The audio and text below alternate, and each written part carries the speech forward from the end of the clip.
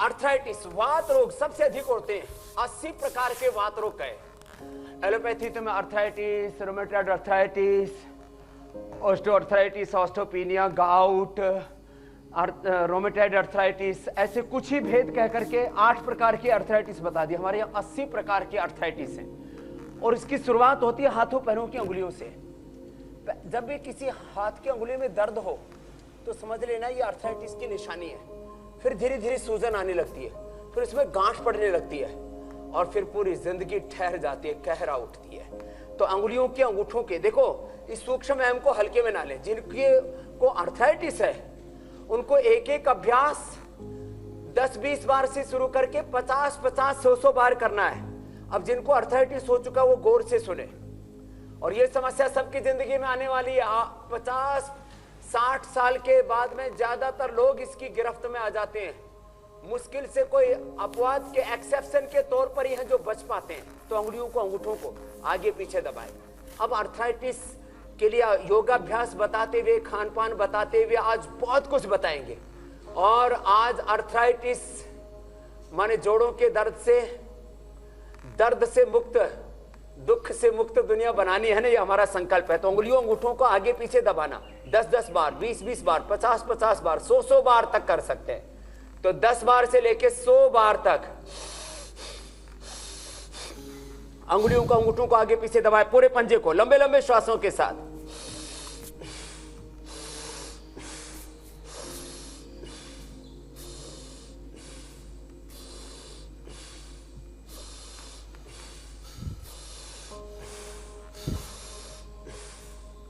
अब सामान्य लोग सोचते हैं कि जब तक हमने दंड बैठक नहीं लगाई, सूर्य नमस्कार नहीं किया, कठोर व्यायाम, कठिन व्यायाम नहीं किया, दौड़ नहीं लगाई, तब तक बात नहीं बनेगी। अर्थराइटिस को दौड़ लगाने की जरूरत नहीं है। लगा सकेंगे आप दौड़, पहले ये सूक्ष्म व्यायाम करें। 10, 20, 25, 50 बार से लेकर के 100-100 बार तक आगे पीछे ऐसे दबाया। हाथ ऐसे रख लिया, अंगुलियां, अंगूठे ऐसे पीछे की ओर, ऐसे पंजा रखा ऐसे। इसको दंडासन कहते हैं। इसमें बैठ करके ज्यादातर लोगों के पैरों से या हाथों से शुरू होती है अर्थराइटिस की समस्या, तो वहां से बता रहे हैं। फिर एक एक ज्वाइंट को इन्वॉल्व कर रहे हैं। अब देखो, पूरे पंजे के बाद अब ऐसे घुमा रहे। एड़ियों में दर्द होता है ज्यादातर लोगों को। अंगुलियों अंगूठों के बाद अगला अटैक होता है एंकल ज्वाइंट, फिर रिस्ट होता है, फिर नी होते हैं, फिर कमर होती है, फिर पूरी स्पाइनल कोड जकड़ में आ जाती है। यह जो cervical spondylitis, pain, slip disc, sciatica, ankylosing spondylitis, लोमस स्पॉन्डिलाइटिस बोलते हैं, ये सब अर्थराइटिस का ही, हड्डियों के डीजनरेशन का ही पूरा क्रम है, ये सीक्वेंस है। लंबे लंबे श्वासों के साथ ये अभ्यास। तो सबसे पहले हम जोड़ों के दर्द के लिए बता रहे हैं और कुछ खास बातें भी बता रहे हैं। वात, पित्त और कफ की प्रकृति की पहचान कैसे करें। तो पित्त का तो सबको पता, उसमें एसिडिटी होने लगती है, आंखों में जलन होने लगती है, शरीर में पसीना ज्यादा आने लगता है, उससे बीपी बढ़ने लगता है, गुस्सा बहुत अधिक आता है, और फिर लंबा चले पित्त तो फिर उससे अल्सरेटिव कोलाइटिस, पायस, फिशर, फिस्टुला समस्याएं हो जाती है। और कफ का सबको भी पता है, उसमें तो सर्दी, जुकाम और सांस लेने में तकलीफ होने लगती है। जो अर्थराइटिस है ये सबसे ज्यादा खतरनाक है, वात रोग। और वात रोगों के लिए उसका लक्षण क्या है? उसका लक्षण सीधा सा दर्द। जैसे पित्त का सीधा लक्षण है गर्मी, कफ का सीधा लक्षण है कफ, बलगम, और वात का सीधा सा लक्षण, वात रोग बोलते हैं अर्थराइटिस को संस्कृत में, हिंदी में। तो गोल गोल ऐसे घुमाते हुए बता रहे हैं कि ये एक एक अभ्यास ऐसे 25-50 बार करेंगे, एड़ियों का दर्द खत्म हो जाए। किसी की एड़ी की हड्डी बढ़ जाती है और किसी के तो ऐसे गांठ सी बन जाती है, गठिया, इसके लिए इसको हिंदी में कहा जाता है गठिया। तो गठिया हो, अर्थराइटिस हो, उसके लिए 25-50 बार ऐसे ऐसे करना है, लंबे लंबे श्वासों के साथ। एड़ियों के पीछे कुछ लोगों की गांठ बन जाती है स्वामी जी, तो क्या इस व्यायाम से वो गांठ भी दूर हो जाती है? नसों का गुच्छा, कभी कैल्शियम का डिपोजिशन एक तरफ हो जाना। हाँ, गांठ दूर हो जाती है। हाँ, कैल्शियम का डिपोजिशन जोड़ों में भी होता है, और ये कैल्शियम का डिपोजिशन कैल्शियम हार्ट में भी जमा होता है। ये एक बड़ी खतरनाक बीमारी होती है, उसके लिए तो कपालभाति, अनुलोम विलोम आगे बताएंगे। तो ये कहीं जो है कैल्शियम का डिपोजिशन ज्यादा हो रहा है, कहीं कैल्शियम कम हो रहा है, फास्फोरस कम हो रहा है, विटामिन डी की कमी है, विटामिन B12 की कमी है, तो ये अभ्यास हुआ। फिर आगे घुटने के लिए, घुटने को ऐसे खींचना छोड़ना ऐसे। अब ये सरल सा अभ्यास है, फोकस करेंगे घुटने के ऊपर तो दिखेगा, देखो ऐसे ऐसे ऐसे कहने को सरल है लेकिन लंबे लंबे श्वासों के साथ होता है। ऐसे घुटनों को खींचना छोड़ना। ऐसे किसी को ये समझ में ना भी आए तो इतना तो कर ही सकते हैं, ऐसे ही कर लें ऐसे, या कुर्सी पर बैठ करके पैर को ऐसे ही डालें ऐसे, या इस तरह से कर लें ऐसे ऐसे ऐसे। आज से 25 साल पहले जब मैंने लोगों को योग करने के लिए शुरुआत की थी कि भाई करो योग, तो लोग बोलते थे योग बड़ा कठिन है, तो मैंने सूक्ष्म व्यायाम और प्राणायाम से योगाभ्यास की शुरुआत की थी। बाद में आसनों को, बाद में परंपरागत व्यायाम दंड बैठकों को, फिर हमने सूर्य नमस्कार को, इसको धीरे धीरे जोड़ा कि इतना इजी, और इसी से लोगों को फायदा हुआ था। 10-10 बार ऐसे क्लॉकवाइज एंटी क्लॉकवाइज ऐसे ऐसे ऐसे करें, तो ये घुटने के लिए इससे बेहतर और कुछ भी नहीं हो सकता। ये घुटनों की एक्सरसाइज है, धीरे धीरे इसमें घुटने का स्टेमिना भी बढ़ेगा। अब किसी के कार्टिलेज घिस जाते हैं, कार्टिलेज बनते हमारे प्रोटीन से, हड्डियां बनती हमारी कैल्शियम से, फास्फोरस से, और उसको वो स्ट्रेंथन होती है विटामिन डी और B12 से। तो ये 1 घंटा सुबह, इसको बोलते हैं सूर्य स्नान, धूप स्नान। तो 1 घंटा लंबे लंबे श्वास, ऐसे पैर उठाया, ऐसे किया 10-10 बार, ऐसे 20-20 बार, 25-25, 50-50 बार, 100-100 बार करें। ऐसे दोनों हाथों की उंगली को इंटरलॉक करके जंघा के नीचे लगा लिया, क्लॉकवाइज एंटी क्लॉकवाइज ऐसे घुमाया घुटनों के लिए, ऐसे घुटनों के लिए। दूसरा मैंने बताया स्वामी जी, घुटनों को करें, फिर खड़े होकर के भी थोड़ी उठक बैठक करते हैं, इससे भी घुटने अच्छे हो जाते हैं। देखो ये जी कुछ कह रहे थे हुसैन जी। स्वामी जी, योग करते करते थोड़े सवाल भी ले लेते हैं, आज बहुत सारे सवाल भी आ रहे हैं, और खासतौर से लड़कियों में बहुत जल्दी आजकल आर्थराइटिस की लक्षण नजर आने लगते हैं। निधि गुप्ता एक सवाल पूछ रही हैं, वो बता रही कि 28 साल की उम्र में जो है उनको ऑस्टियोआर्थराइटिस की शिकायत जो थी वो शुरुआत उसकी हुई, वो डिटेक्ट हुआ, और अब वो 35 साल की है। डॉक्टर उनको जमीन पर बैठने तक के लिए मना करता है और उनकी जिंदगी ठहर सी गई है। अब वो आपसे चाहती है कि उनकी जिंदगी बेहतर हो सके, उनके लिए कोई उपाय बताएं। देखो हुसैन भाई, सभी बीमारियां जैसे जेनेटिकली होती हैं, ऐसे अर्थराइटिस भी जेनेटिकली होता है। छोटे बच्चों को भी अर्थराइटिस और रोमेटॉइड अर्थराइटिस हो जाता है। हर चीज हमको विरासत में मिलती है। फिजिकल स्ट्रक्चर तो विरासत में मिलता ही मिलता है। हड्डियों की कमजोरी, स्किन की प्रॉब्लम, ऐसे लीवर किडनी की, छोटे बच्चों को प्रोटीन लीकेज की समस्या, फिर किडनी में क्रिएटिनिन बढ़ने, छोटे बच्चों को भी होने लगी। हार्ट की प्रॉब्लम, डायबिटीज की प्रॉब्लम, बच्चों को जन्म से ही जॉन्डिस की प्रॉब्लम।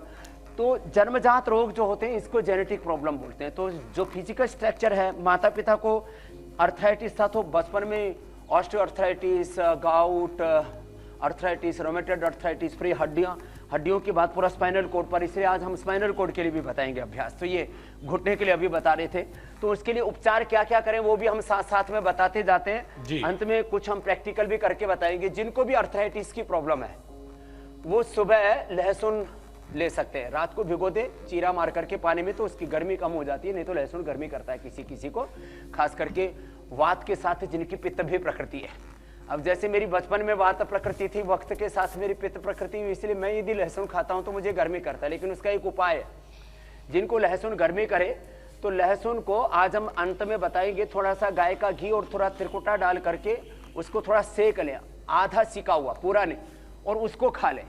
तो उससे फिर ये अर्थराइटिस की औषधि है, जबरदस्त औषधि। तो ये घुटनों के लिए बता रहे थे, अभी अगला भी बता रहे घुटनों के लिए। ये खाना कब है लहसुन जो आपने बताया स्वामी जी? हाथों की अंगुलियों सुबह नहार मुंह, फिर रिस्ट के लिए है जी। ये लहसुन जो आपने बताया, हाँ ये निहार ले लें खाली पेट।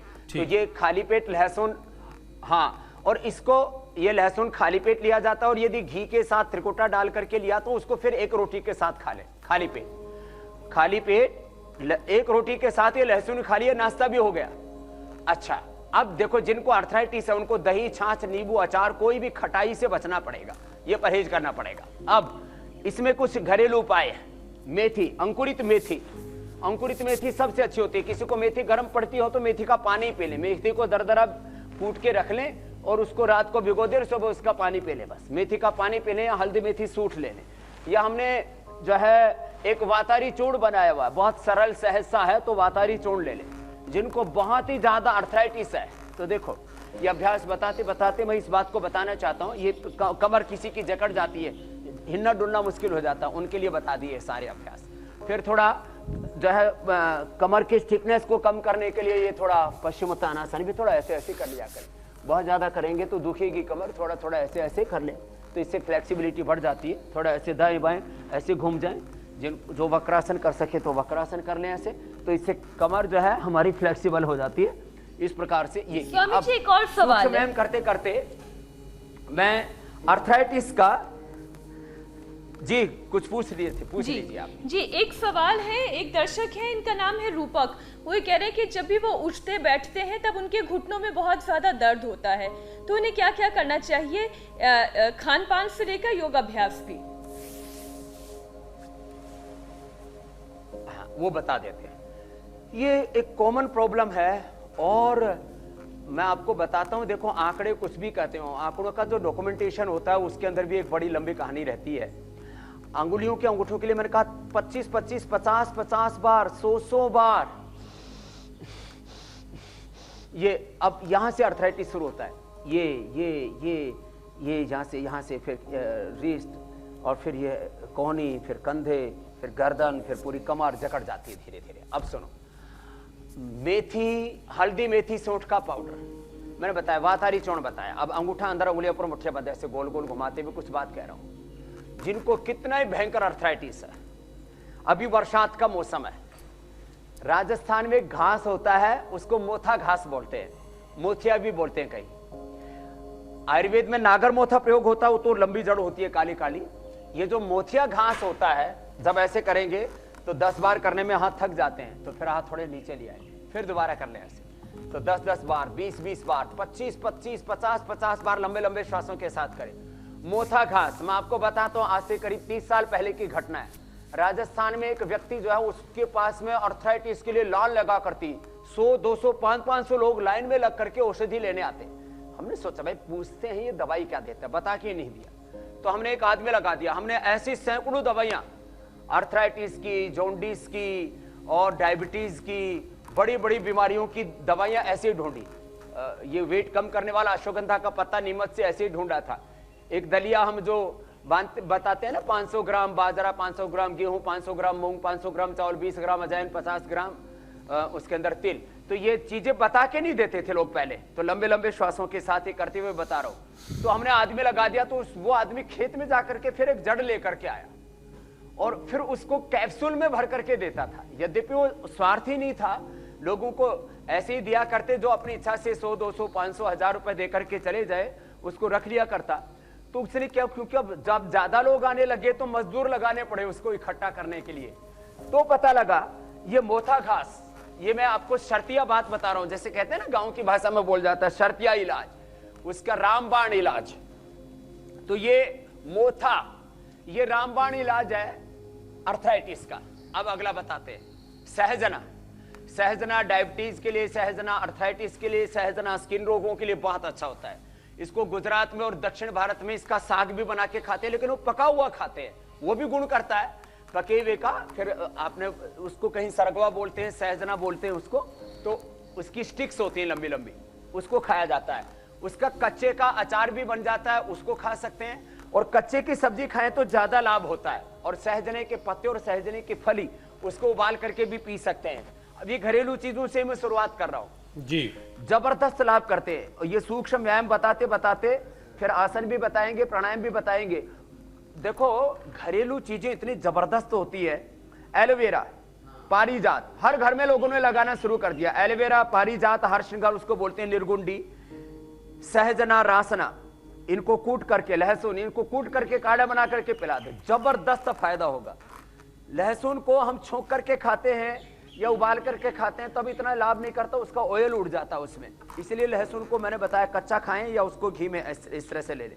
तो एलोवेरा, पारिजात, निर्गुंडी, रासना और सहजना।